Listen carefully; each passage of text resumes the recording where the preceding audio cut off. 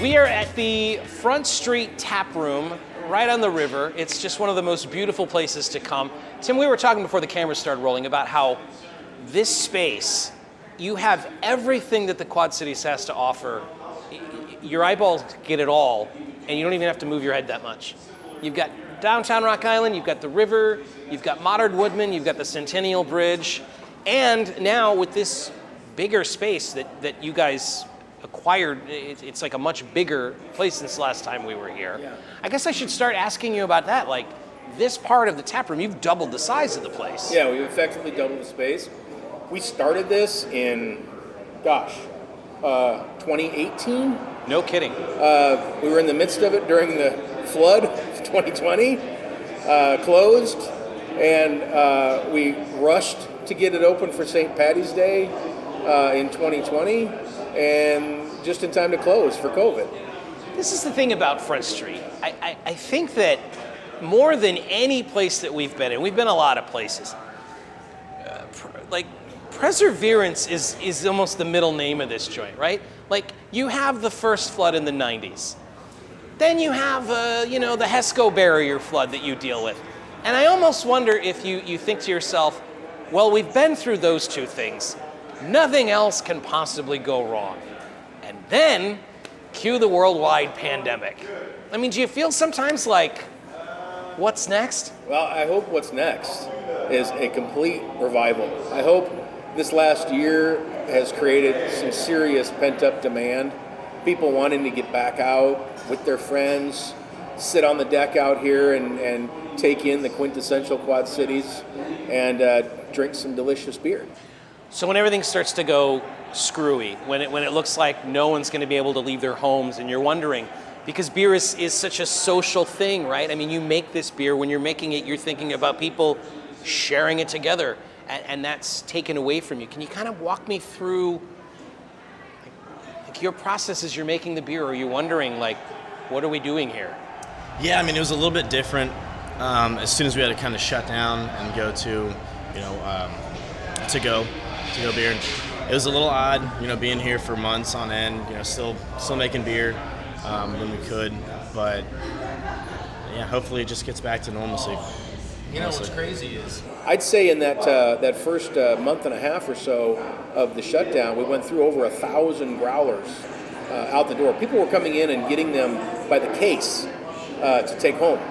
You might be concerned, and I think it would be a reasonable concern to think, okay, they can't come here and drink it, they're not going to drink it. And it sounds like what you're telling me is they went out of their way to make sure, no matter what's going on, we're getting our Front Street beer, and if we can't drink it in this cool place that you built for us, we'll drink it at our own place. They were.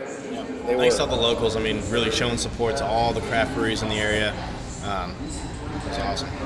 One of the decisions that I know I made as a consumer, when I was at the grocery store and I saw local beer on the shelves from a local brewery that I love, because I wasn't going out to tap rooms, I would make a decision to get a Raging River package or a Cherry Bomb. How have we talked this entire time to the Front Street guys, not talked about a Cherry Bomb? You find that you're selling a lot more of that on store shelves now, or? Due to COVID, yeah. Due to COVID, yeah.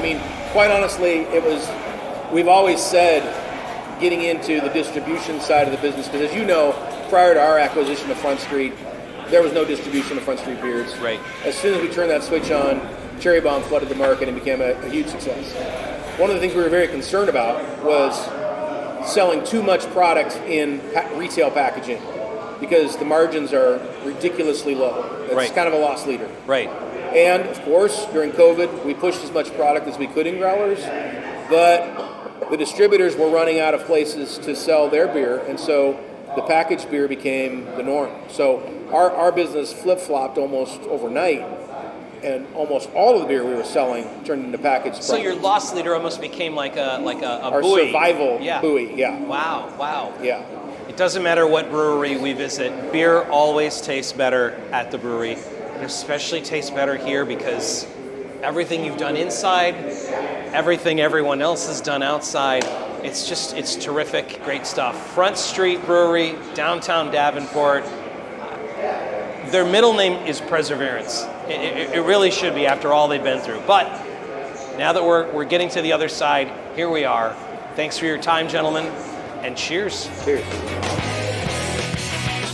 This was the last place that I was at before all hell broke loose. I remember I was sitting right over there. It was March. We were celebrating a friend's birthday here at Five Cities, and we were having a discussion about the possibility that spring break might be an extra week long. That's what we were thinking at the time, like, gosh, spring break might be 2 weeks instead of 1 week for the kids.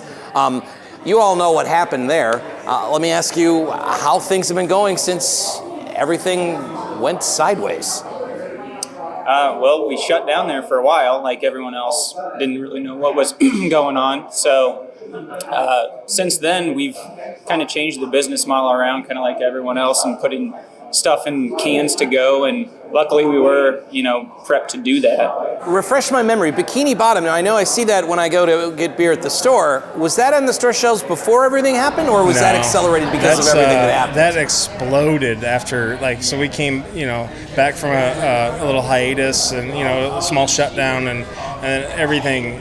It snowballed. And so we weren't supposed to even come out with cans until, I don't remember exactly what month it came out, but it was 2 months prior to when we were going to.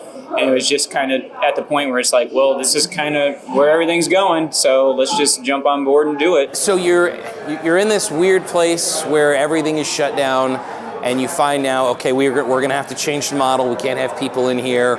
We can only do, people can come and pick things up. Kind of walk me through what that experience was like when you decided, okay, we're going to have to completely, redesign our whole way of thinking for a couple of months. I think it went to distribution a lot. Yeah, so when we shut down in here, a lot of places stayed open, doing to-go stuff, and we didn't at first, and then we opened back up later. But Kurt and we worked more than we ever had. Distribution, the distributors were asking for everything that we had, just because more and more places were doing to-go stuff that never did it before.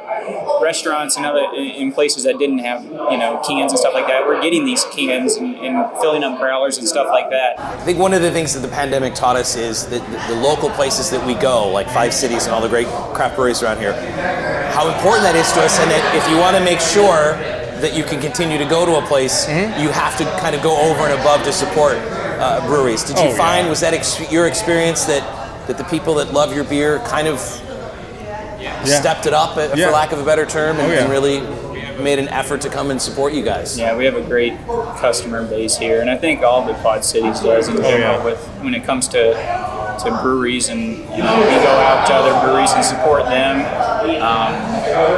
It's such a weird time that it's like we're used to seeing these people all the time, and then when everything's shut down, it's like we don't see anybody, and it's like the only time you get to go see them is when you go to their work or their job and go pick up some beer or something from them. So. The beer you make, and all beer, this is designed to be something that isn't enjoyed socially. When you're making beer, I'm sure it's in the back of your mind, like, how many people are going to enjoy this? If I mentioned the picture you have in your mind when you're brewing it is, this place is full and everybody loves it. At least that's the hope. We actually talk about this on a regular basis. We strive to make so many different styles of beer to please as many people as we can. Now, some people don't even like beer, so that's why we have other options or whatever. But we try to have as many options for as many tastes to come in here. Whether it be, most of our beers are available to go, but we try to hit those, check those boxes for every taste. When you're robbed of that though, and this place isn't full, and the only interaction you have is handing a crowler to somebody, and the window's open this much, and there's a mask on their face and a mask on your face. Does that has to have an effect on you? Oh yeah. It's designed to be enjoyed in a social manner. And to not have that, it is tough, and I think the same thing we've been telling ourselves the whole time is like everybody's going through it. You know, like this isn't just us. We're not the only business, and we should be happy that we are able to actually can up our product and let them take it home. The pandemic, awful thing that happened, but if there's a silver lining, it's that it made you kind of ramp up things a little bit sooner. Yeah, more options for the customer to come in. It's like, okay, I don't want the bar's really packed. I want a couple 5 Cities beers. Well, I'll just grab a couple 4-packs or, a couple crowlers or growlers. We have all the options. We'll always be able to order online? That's not going away? Oh, yeah, no. Like if I want, because instead of going to a party and telling everybody about a beer, I would like to be able to bring it, right? Guys, keep up the good work. Thanks for having us.